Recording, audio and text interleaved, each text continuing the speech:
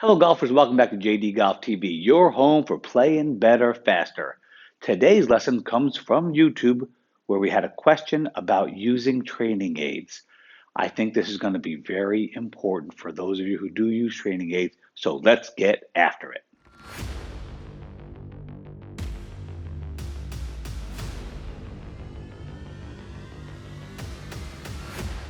Well, the question is, why would you use a training aid?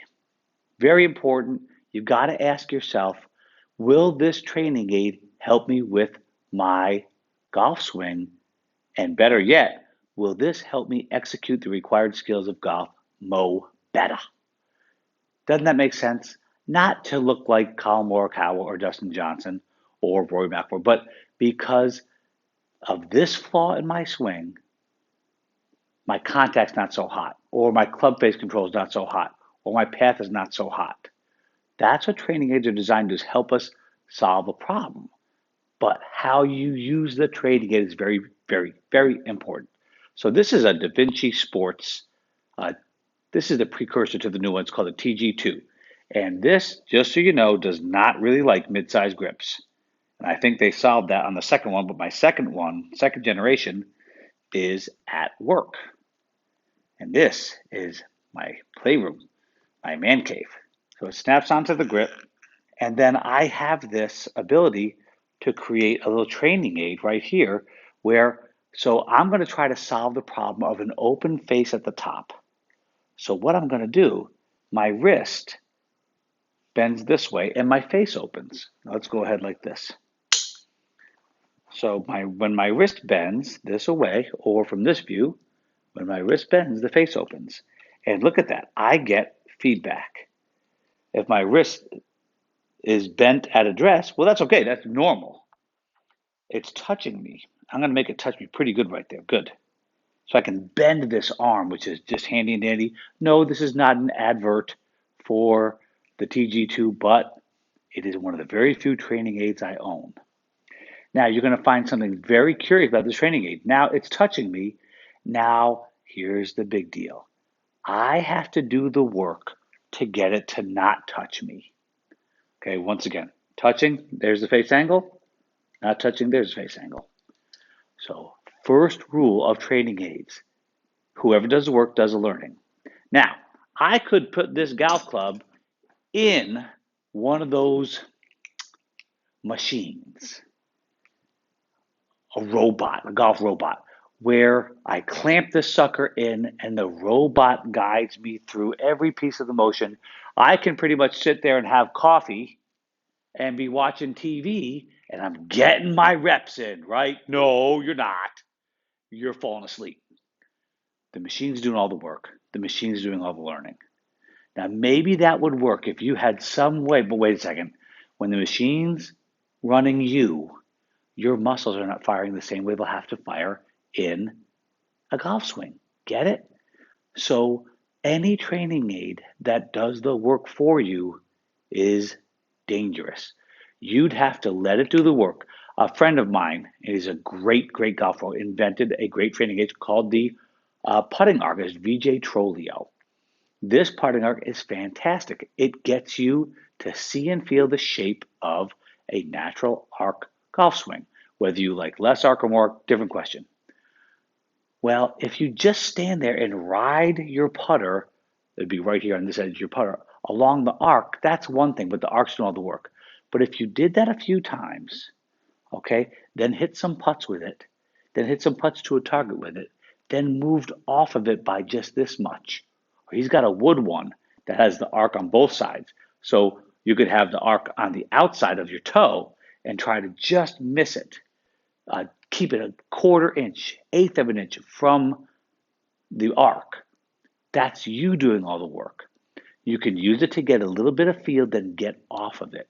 And I'm going to show you exactly what that would look like with this TG2. And it has all kinds of uses, right? This thing can be moved out, put over this end. You could do anything with it. The idea is not to discuss all the trading aids in the world, I hope, but to discuss how to use them.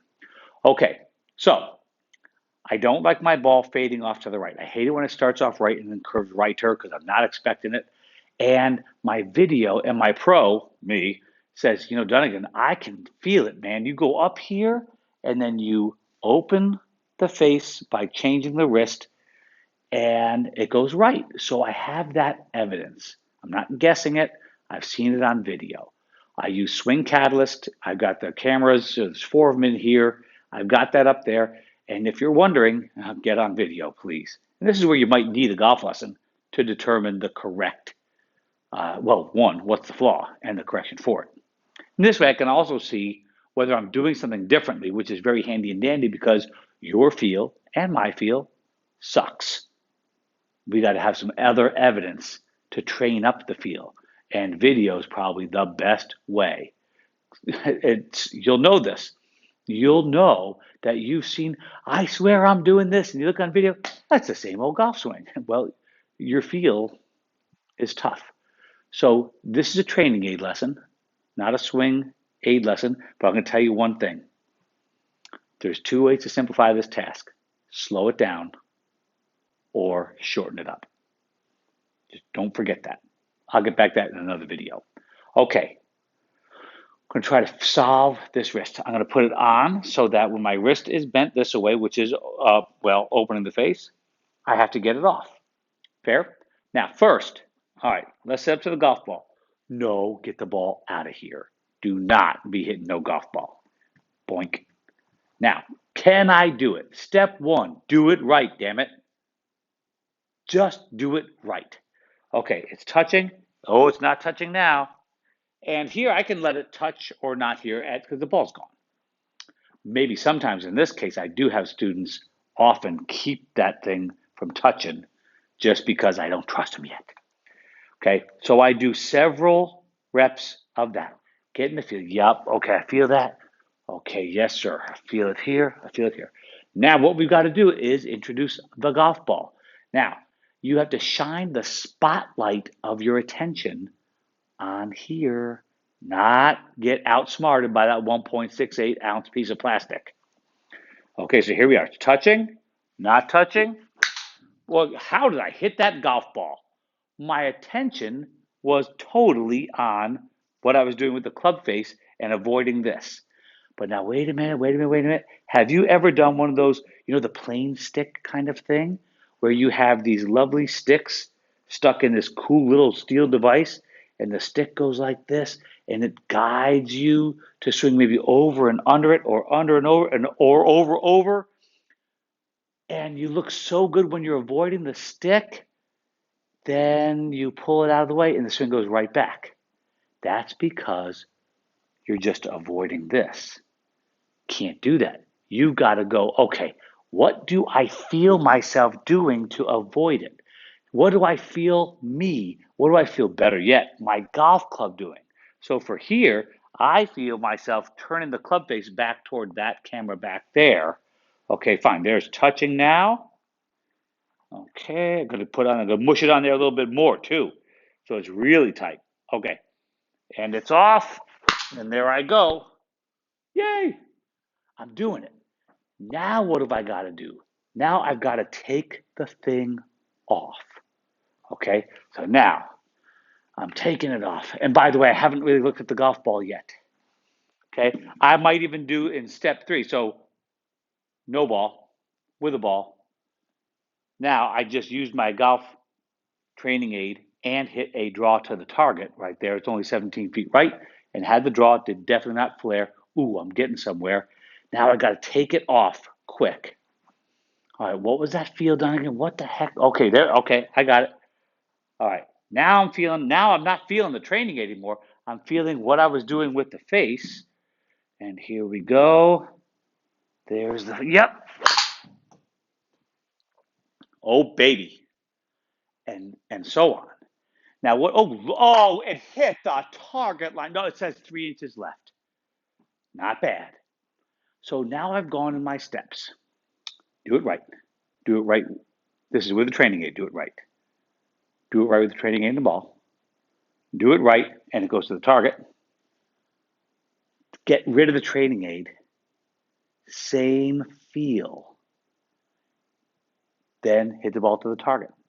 then you could cycle back and start with the training aid again because you will lose the feel at first. You will lose the feel. Guaranteed. Remember, I teach this game all day. You'll lose the feel, but now we have a way to get it back. Then you've got to go the next couple steps and go take this. Now I'm going to go onto the golf course. I'd go out, cross the street to the golf course, and I would work that move around the golf course. Fair enough? This is a really big deal. You got to go in these steps. We're walking up the steps to mastering this. Now we go on the golf course. I've got it in my pre-shot process. Oh, yeah. All right. At the very least, that thing should draw a little bit, or it might draw a whole bunch. If it draws a whole bunch, now this is important. What did we come out here to do? Eliminate the rightness. If it draws too hard left, we don't call that bad. We call that super good. It's so good, it went all the way in the other direction. That's a great thing. Your brain needs data points. So if I hit the ball and it goes too far left, I am not allowed to get upset with that. It ain't right, is what I would say if we were in a golf lesson. Okay, so now I'm going to hit my shot. Okay, there's the feel. I got the feel. I got the feel now. I got the feel. Right, and I focus. I step to the target. I want to try to hit it right at that line again. And I've got my feel right up. Oh, there it is. Oh, super good. Yay. Beautiful. And I would just kind of tune it. And here's the last part of today. Go back to the training aid. Go through your steps. And don't be afraid. I have a partner in crime. Dr. Will Wu is a motor learning, this is science of skill acquisition expert in Irvine, California. I love him like a brother. He and I created this online coaching community called the Skilled Coaching Alliance for golf coaches.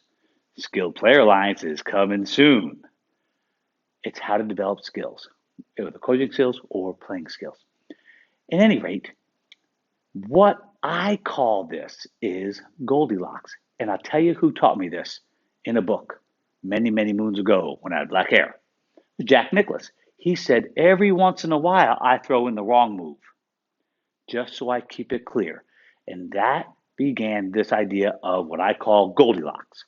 What's the story of Goldilocks? The porridge is too hot, too cold, just right. So we'll call the too cold, not even close, the ball that went the wrong way. Now, I'm going to give it one of those. Okay, and then I would just go through this process a little bit. So training aid to training aid. All right, here is slightly wrong. Not wicked wrong, just slightly wrong. I should get a fade on it.